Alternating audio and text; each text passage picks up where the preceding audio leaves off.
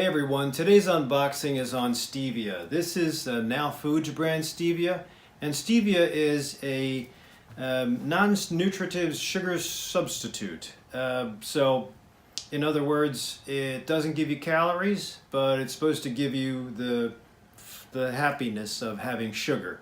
There's also other things like Sweet and Low, Splenda, sucralose, I think this is. No, this isn't sucralose. This is another blue packet, and I don't remember. But this is regular. In fact, this is what I used to have. These are McDonald's packs. I used to put 10 of these in my large McDonald's coffee every morning when I used to work at CDH. And I thought it was bulletproof back then. I used to have that and a steak, egg, and cheese bagel. And I would get angry with the drive-through guy if they didn't give me exactly 10. They'd usually just give me a handful. I said, I want 10 because it's my balanced coffee.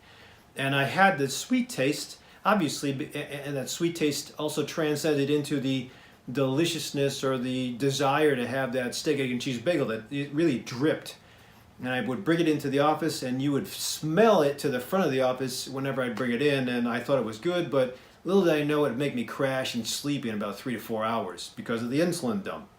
So for those of you who don't know what happens when you have glucose at its high, especially high glycemic index, crappy glucose and insulin, check out my video on glycemic index. But Stevia. So Stevia is a this is Now Foods product, Stevia, and it is a sugar substitute as well, but it comes from a plant versus the other ones I showed you, which are all man-made in a lab. And that's why I have a problem. The studies that I went through to figure out if stevia is a good thing, there's saccharin, there's aspartame, there's sucralose. The man-made stuff it might be close to sugar without the calories of sugar, but it cannot be healthy. I mean, there's side effects, although the side effects, saccharin had a big side effect. Aspartame had mostly irritability, morbidity problems. It wouldn't kill you. So there are some side effects with that stuff. And I really don't think that the gut microbiome, which is supposed to be helpful for preventing leaky gut, helpful for giving you good digestion, helpful for keeping toxins from being absorbed and just pooped out. I think that kind of sugar substitute or chemical in your gut will be dangerous. Stevia comes from a plant, it's natural, and well, the extract is supposed to be natural. The problem is, as you get packets of stevia, and these are packets, and you can see on the side of the box that there's 000 as far as nutrition, so that means there's no energy, quote-unquote energy for this, but there is satiety value because it has a sweetness that's supposed to be 250 to 300 times that of sugar.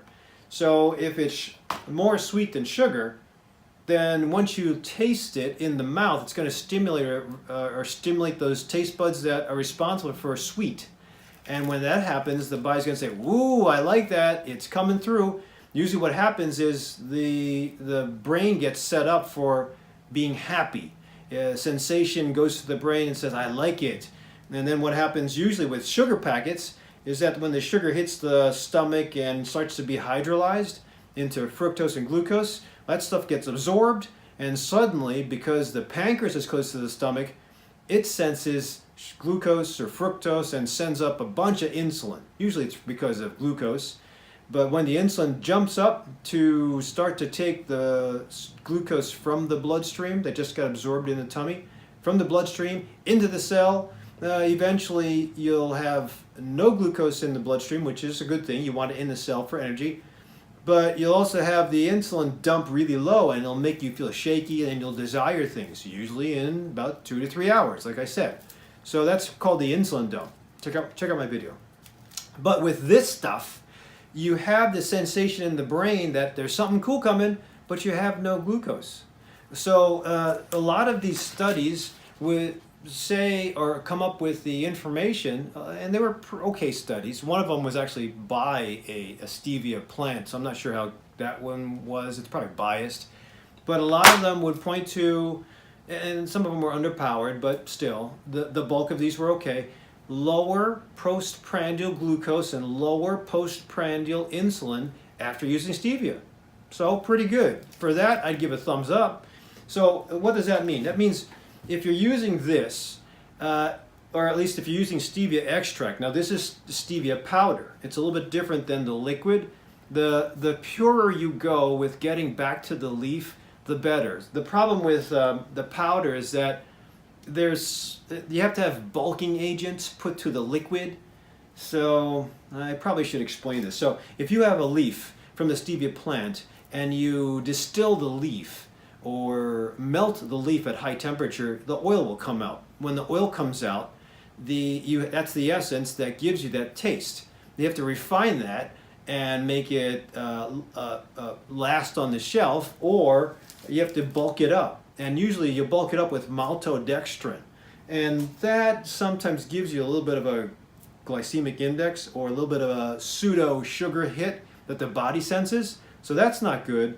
But if you can get pure stevia, better. Now this, again, if you're just talking about comparing apples to oranges or apples to apples, meaning you want to have the sugar taste, you want to get sugar out of your system, but you still want some of a sugar substitute or sugar stimulation, this would be pretty decent.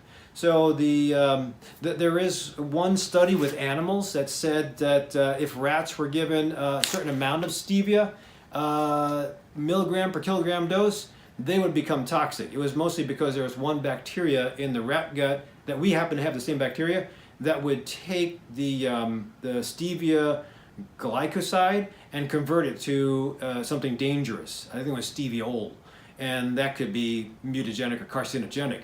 So, but there was an average allowed amount, and I believe it came out to 4 milligrams per kilogram. So for me, 146 pounds, that's about 66 kilos, and that would come out to like taking 40 packets a day. And that's dangerous. Obviously, I'm not going to take 40 packets. There's about 80 packets in here, but I'm not going to do that. If I did that, then I wonder I must have a sugar addiction. And check out my video on sugar addiction. But this is why you're probably safe with doing this. Now, obviously, if you have a sugar craving and you're used to having a ton of sugar like I used to be, then you might want to address that. Get to the root cause of why you're craving that.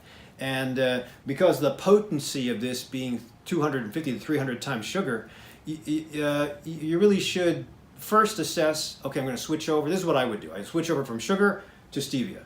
Or maybe xylitol. That's also good too. Erythritol, those are the only three I like. They're substitutes. Erythritol is nice for gums and teeth because it kills the bacteria here, but I'm just afraid that's going to kill the bacteria here too. So I just stick with this or xylitol. But for our video, we're going to talk about stevia. I would switch over to stevia. I would try to use it as a substitute in your baking goods, in your tea, and your coffee, and maybe liquid too. But I would also plan, when you get used to this, if you like the taste, I don't even know what this tastes like, but I'll give it a try. But once you get used to the taste, I'd also plan for getting off of this. Ooh, wow, that's sugary. That tastes almost like sugar. So, watch me have an anaphylactic reaction on camera. So once you plan when you get off of stevia, what I would really do is start to experiment with different countries, different ethnicities, different spices. I unfortunately think the average American kitchen it's so bland. I mean, if you look at what we have in the average restaurant, it's salt and pepper, and it's so bland. It's so bland, I think that's why we, as Americans, hunt for something that's really sweet. And when we do that, and you do take in sweet, it's just so overpowering in most of the food products we have, in the cans, the boxes, the bottles that we have, that the other taste buds don't get any room, and this is just too overpowering. So if you want to get off of sugar altogether, this might be a nice step down. Plan to get off of this too.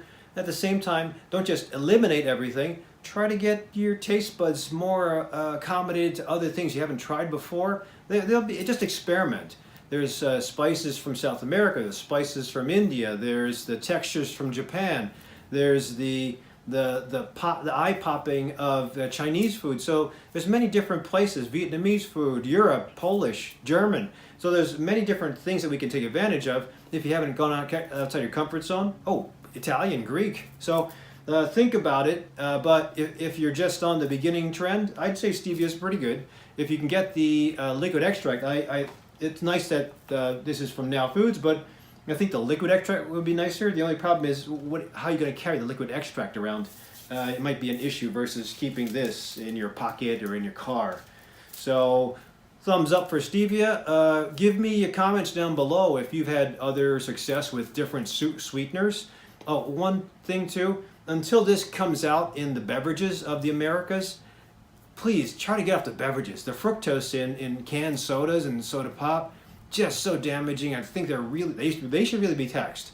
And I think the taxes should be put towards obesity, because I just see so many people with obesity.